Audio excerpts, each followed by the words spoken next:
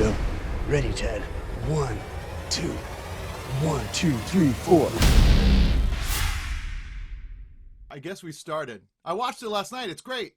Oh, thanks, man. I'm so glad you saw it. That's great. Yeah. Has it been pretty nonstop, the interviews? It has been nonstop, but look, man, I'm happy that people are into it, and it's been, it's been a good press run despite COVID. It's amazing how people just kind of keep the machinery going. So Yeah. you know, Can't stop progress. yeah, or something like that.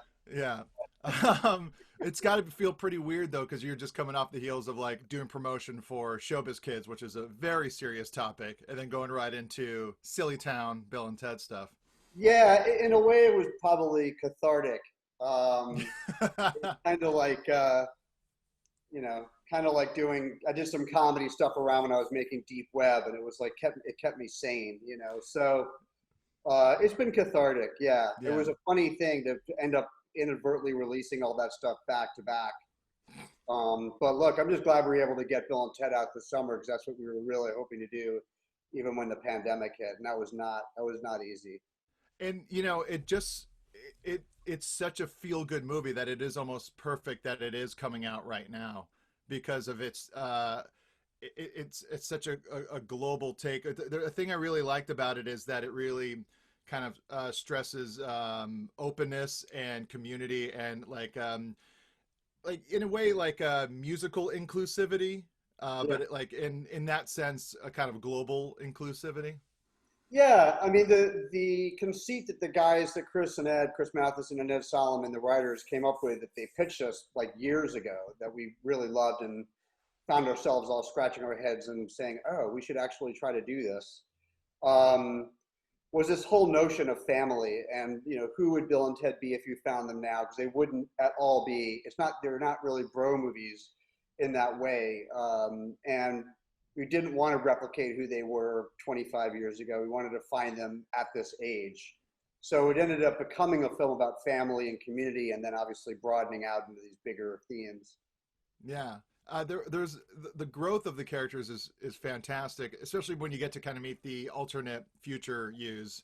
But even Bill, who's so positive about everything and such a go-getter, there's breaks and there's cracks in the veneer sometimes. And one of my favorite things is in the therapy where it's like where Jillian Bell's character wants to talk to the wives separately, the princesses, and your voice just like the alone, like just this, like it's like Bill like so badly wanted to be cool with it, but it just all this time of like kind of a bad time in his life kind of came through in that moment. Yeah, Keanu and I talked about this quite a bit in the lead up, and how we were going to play them, and what we've always been interested in. I know this is kind of subtle and not necessarily anything the audience needs to take home with them, but how they differentiate, right, and how they view the world. Just because a lot of the way he and I play off each other is coming at things somewhat opposite, either energy, physically, or attitude, or worldview, or whatever.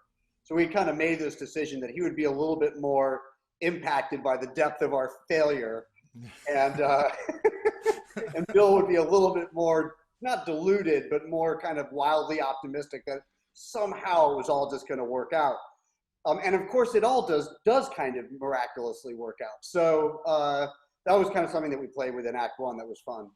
Well, I think what's interesting too is that the first song you play at the wedding, it's really neat. Like it's really like I remember thinking, oh, it's just going to be a dumb noise cacophony kind of thing, and Right. But it actually does kind of come together in a really cool way.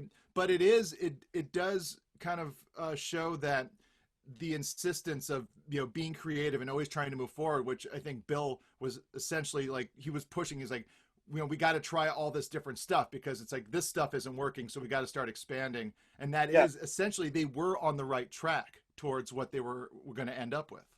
Yeah, I mean, there's we really wanted the characters to not become cynical or meta or self-referential, or all the things that we all liked about the first two and wanted to preserve, that they would be genuine and sincere.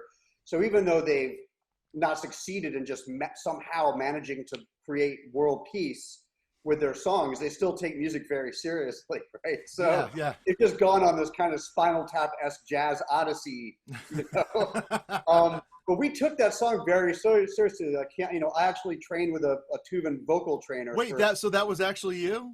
No, it was not. Thank God. It was actually my trainer who came in, and that was always. There was no way I was going to master Tuvan vocal training. Yeah. 6 months. But I did start it. I mean, it's funny, if you had still been here next to my office, you would have heard me warbling. I did work with this guy for months, so that I actually knew how it worked, and it's really, really difficult. Keanu, bless him, was intent on learning the bagpipes and the theremin, two of probably the hardest instruments of all time. And he really made some progress. Like it was even his teacher was like, I'd walk in and she'd be like, I don't get it. Like, I've never had anyone actually blow a note out of a bagpipe after 4 days, but he was so insistent, you know. Wow. So I guess it was like coming off of John Wick, where you have to master like 90 weapons, right? Yeah. It wasn't exactly, you know, some kind of obtuse automatic Russian rifle, but it was a bagpipe, and he did work hard at it. It's funny because it's Keanu played in bands and stuff like that, but and I know you're very much into music, but did you ever play in bands? Oh yeah, I played for years in bands. All through high school, we had a band and we played out, and then I had a band. I played bass in a band with it was like a 5-piece. We used to play Largo all the time. We played around LA all the time for years, from like 86 to 92, 93. What kind of music was it? It was a rock band basically, and it had, you know, a little bit of a world music thing going on in it. We had a pretty big percussion setup, but it was really fun. But yeah, I played, and then Keanu kept playing and had Dog Star sort of then, and then actually took it much more seriously, went on the road and all that stuff, and I didn't. In fact, I sold my bass. I traded my bass to Bill Laswell in 1993 for a 3/4 video deck that he had like sitting in the corner of his recording studio in Brooklyn. He was like, "Man, do you want this?" I was like, "Yeah, but that's expensive. I don't want it." He's like, "I'll take your G&L bass for it." I was like, "I'll give my bass to Bill Laswell." Sure. Yeah. A thing I really noticed, because I just rewatched the first two, Adventure and Journey, a few weeks ago at my friend's house. But a thing that I like really kind of noticed watching it, with, you know, having done a lot of comedy and like sketch stuff like the past, you know 20 years, like how these are kind of like a sketch. They're almost sketch movies. And then I researched a bit, where Bill and Ted was born out of like a sketch. And that was the first idea of, I guess, the first movie, but then they just kind of made it all of the time travel. And you have a very keen ability for sketch comedy. Is that something that you kind of like grew up being into? Yeah, I grew up as a professional actor. I started at very, very young. And I was on Broadway for most of my teens and early teens, all the way through high school, doing 2 long-running shows back to back. And I trained. The only real training I'd had as a child actor was in St. Louis with Second City, and then I started training later with as an adult with proper acting trainers. But so I came up doing a lot of sketch, and I grew up in the era of Python and in the era of Second City TV, and these were, and what Mel Brooks was doing. These were probably my biggest influences when I was young. I wanted to be Gene Wilder when I grew up. Yeah. So Tom Stern and I, who had our show, The Idiot Box on MTV, and we did Freak together, we met at NYU, and we started making extremely aggressive sketch-style comedy movies in film school, and we did that clean through. The Freak, even The Idiot Box actually started as an anthology comedy movie that we wrote for Sam Raimi, which he spent years trying to get off the ground and couldn't. Oh, wow.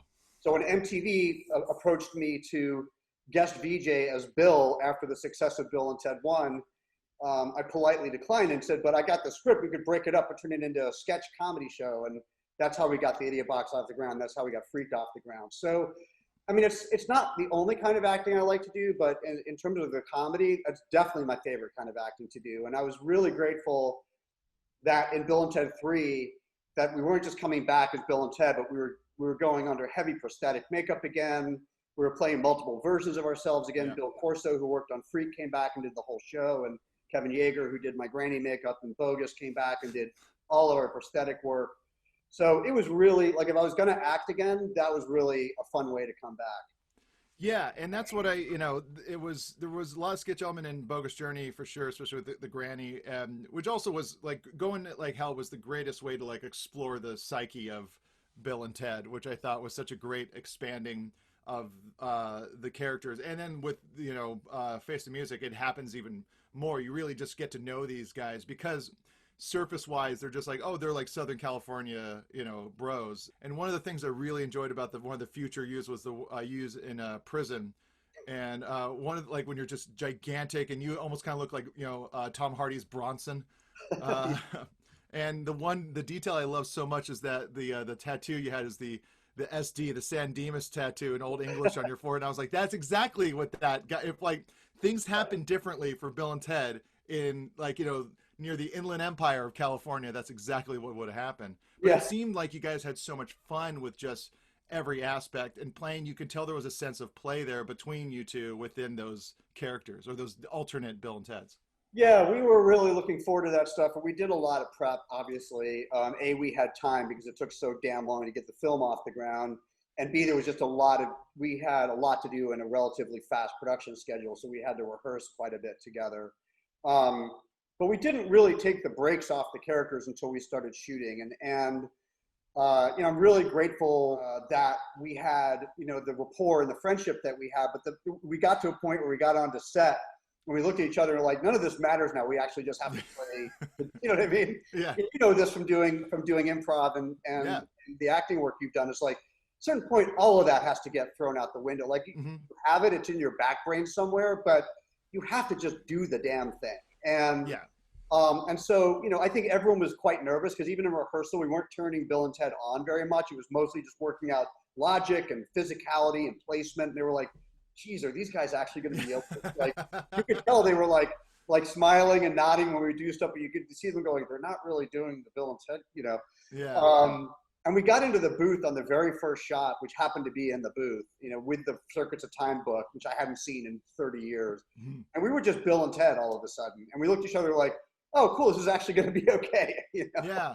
There was even details that you guys put into the thing that like I almost didn't even notice until almost kind of like very comedically, like it was like a third beat where I noticed the trend where you hitting the the phone inside the booth. Like I was like, oh yeah, like right when I saw it, it was just this tinge of just like, yes, that's what happens. This is what these guys do. Right. There's a lot of like a lot of attention to detail like throughout because of how the pacing was so great and all the like the new characters and the daughters were so great and like all the alternate stuff. Like I wanted this to just be like it's almost, I felt the same way when I saw the Beastie Boys story. Like it's like I was like, I want this to last. I want to just go every week. I want to be with Bill and Ted and B and T on these like these adventures, because it's like you guys were taking like your time to make this into a movie. Entertainment kind of changed. And was there any kind of idea of doing like pulling a Wet Hot American Summer or something like that, where it's like, what if we just turn the third movie into a limited series? Not really, only because of the way, not to be pedantic, but only because of the way the financing worked. Is like we really had built a movie and we really set about putting a movie together. And the fact is, Bill and Ted movies are always very hard to get made. They're hard to get financed. They're hard to find interest. People don't understand them until they're out and they're like, oh, that was really great. We're like, yeah, we told you that like 2 years ago when you passed. So it wasn't like the major streamers were banging on our door going, here's a ton of money to go make a 4, 6, 8 episode run. It was like, we had to go find financing and put the structure together, which was fine by us because we got to build it with complete creative control. But it really was very grassroots. It was very mom and pop. It wasn't like us and some giant, conglomerate. It was just us. And so there was no real hope for that. But in our minds, from the moment Chris and Ed gave us this story, we were like, let's go to battle for that story. And we all kind of made a pact that if we couldn't make the movie our own way, we would just walk away because no one needed another one, Yeah. There's, but that's kind of, it's funny for someone that you've been working in Hollywood for so long and both you and Keanu, clearly a part of like what I would say like a big Hollywood system. You guys kind of are Bill and Ted in a way where you just really like push to make things you want to do. It's like, you know, you really are like a, you know, like a handmade film guy. Like you really like since the beginning with like Idiot Box and just everything's felt like yours, and like your documentaries and the way you make them and fund them. And you know, Keanu, same. It's like he does these big things, but then he'll go and do small things. It really is like with Bill and Ted's with their push. When I was watching this movie, it's like, oh, these guys are these guys. I know what you mean. It didn't really occur to us that way until someone showed us those audition videos that were going around last week of the two of us auditioning for Bill and Ted 1, which obviously neither of us remember because it was 1,000 years ago. Yeah. We remember meeting each other. We vaguely remember, you know, doing the audition. But neither of us remembered that we'd brought so much of the characters to the very first audition. Like, you know, I showed up at audition 1 with my shirt wrapped around my waist, and he had like a motorcycle jacket and shorts on. And like, he is totally Ted, and I am totally Bill from like the jump. And neither of us remember that at all. And it was kind of heartwarming to see that. I don't think either of us remember our youth much either, right? So it was like, oh, that's kind of sweet. But I would agree with you that we both have a lot of tenacity. And, you know, Keanu's career has been very handmade too. I kind of chuckled to myself over the years when they talk about things like the Keanu-zance and whatever, because, you know, the John Wick movies are, you know, he built those movies. You know, he built them with a team. He wasn't, you know, he's not, you know, a one-man band or anything like that. And you know very well that all this stuff is collaboration. Mm-hmm. But it was hardly like someone was like, let's give Keanu a film again. You know, it's like he went out and found something cool and he helped build it. And there's an enormous amount of him. He would never admit this, which I genuinely do love about him, is he wouldn't admit how many of the great dialogue bites from Wick are his. Just like he won't admit how many of the great trailer bites in Bill and Ted 3 are his. You'd hate me for saying that, but it's true. So he gets very invested in this stuff, and he's produced movies and he's directed movies. And so we've done stuff together over the years, and I've watched him, you know, his doc Side by Side. I watched him make that. He came on and did the VO for Deep Web, but he got really into Deep Web and like into Bitcoin and what was going on with the Silk Road, and like was super invested in learning about this stuff. So I think that's one of the reasons that we became friends. I think that we had both come to Hollywood from the East Coast at a certain age. We've both done a lot of theater, but we were both very scrappy and kind of starting in that way. Yeah, and it's, you know, your docs are consistently socially conscious and hard hitting and really well put together. And thank you. In this day and age where it's, you know, the creators of documentaries telling someone else's story tend to put themselves a bit front and center. You've really done a great job of just letting people talk.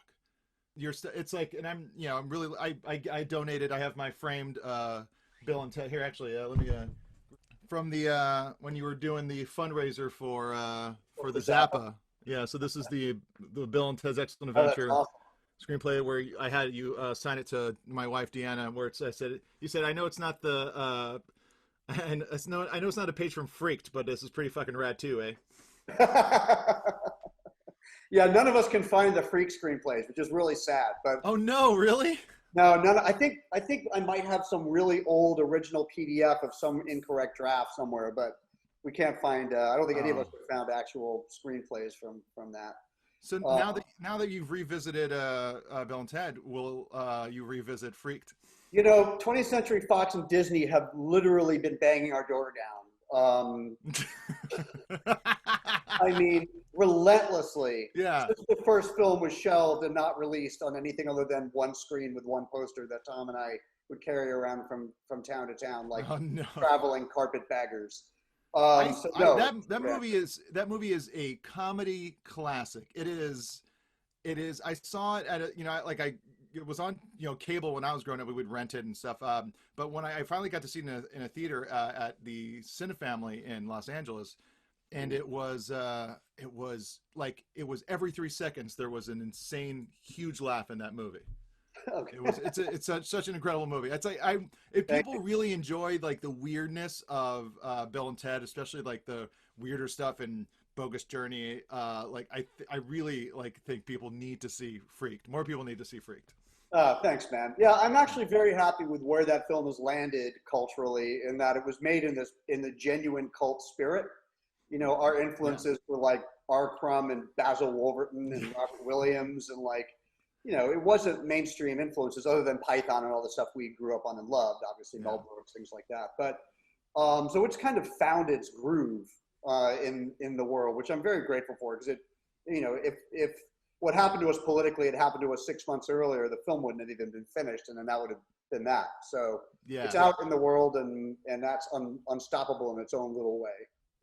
We talked about it a bit before, but the idea of the movie and the sound bringing the world together, musically inclusive, it reminds me of a buddy of mine, Brian Malman, does a thing called Play Music on the Porch Day, which is like his idea that like the last Saturday of August of every year, like everyone around the world like plays music and post it Oh, online, cool. and like it's he's been doing it the past few years, and it is kind of a very similar thing. It's like it's his idea is like, what if everyone just stopped for one day and played music, and then you see all these people start to get to know each other through the hashtag That's play great. music on the porch, and like it really is just and that's kind of the way that people take in music now, and that was what was so great about Billy and Thea, the daughters of Bill and Ted. It's like that's the way, like they take in all music. That's how kids Yeah. listen to music now.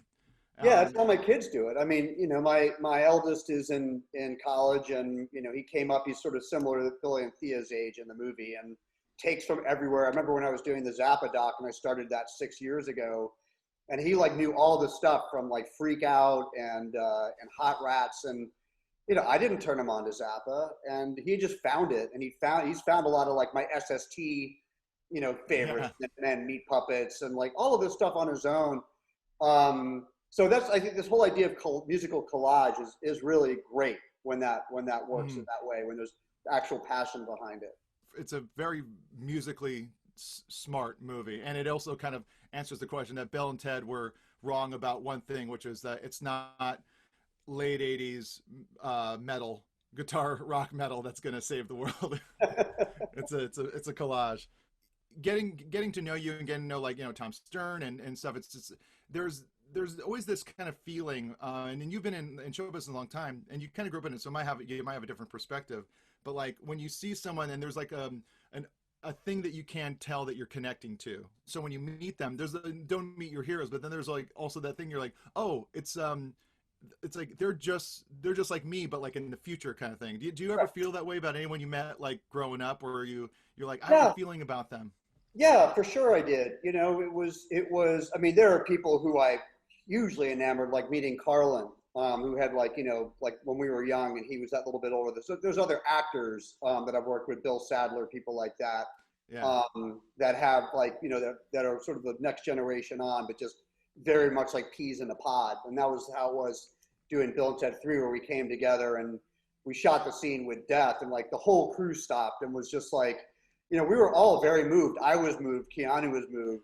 I don't know where Billy was. That scene. He was like watching a sax solo player. He was just off on Yeah. it. Um, but it That was scene was very moving, incredible. and it was just like we were so locked and loaded together without any need for lots of pre-prep, and so that was all still right there. So there's other people I've performed with, other filmmakers, writers, whatever, that I've worked with, who feel like, you know, I feel like you're a kindred spirit just from some other period in the timeline.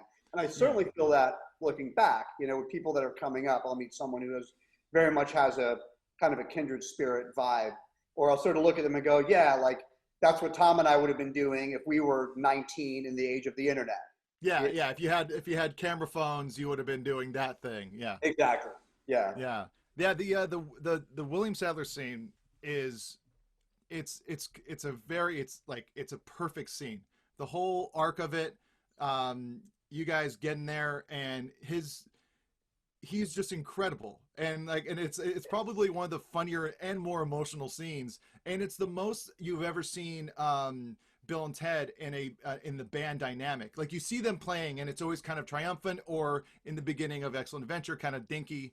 Right. But then when you see, like, it's like you start to see the band talk about the dynamics between them and the politics and the business getting in the way. It's the Yeah. most like music, like like a biography, like a biopic on a band scene kind of. Yeah, that's what grounded us to the movie idea in the first place, was like, what if Bill and Ted really were like a band that probably should have broken up 10 years ago or 15 years ago and didn't?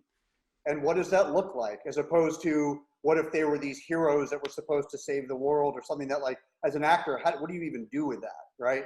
Yeah. So this whole notion of coming at it psychologically from like, no, we're a band that blew up, and now we're being told we kind of have to get back together, or space-time's going to end, right? Yeah. So the stakes are high, right? But it's not much different than being told, no, you got to come back together because, whatever, Sony Music called you and said, we're actually going to give you money to make another album, put you on the road.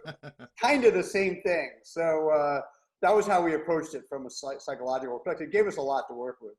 Yeah, there is something that I really wanted to hear some of the more as the albums progress, because the album covers for all the older Bill and Ted, because one of the album covers, it's like, oh, that was when they it was in '98 and they finally decided to try grunge. Exactly. There was all these kind of there's so many cool little music jokes in there. Yeah.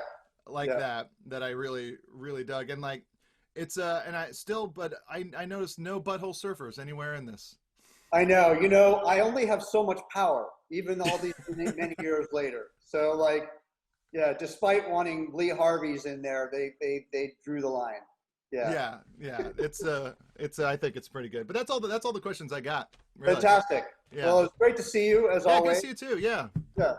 We'll one day when this is all over, we'll go get some more sandwich mistakes. Exactly. Yeah. It's been kind of like a really good reunion. Let's rock!